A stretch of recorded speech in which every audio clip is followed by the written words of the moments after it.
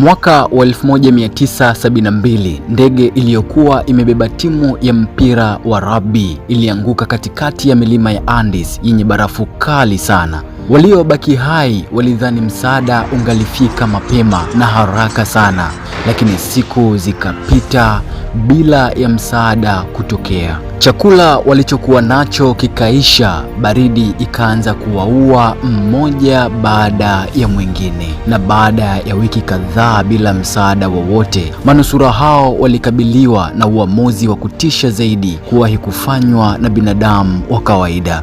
Ili waendelee kuishi katika mazingira hayo, walilazimika kula miili ya wenzao waliokufa. Walikaa kwenye milima hiyo kwa siku zaidi ya 72, na kilichoshangaza zaidi, baadhi yao waliamua kutembea kwenye barafu kwa siku nyingi wakitafuta msaada. Hii siyo movie, bali ni tukio la kweli lililowahi kuishangaza dunia.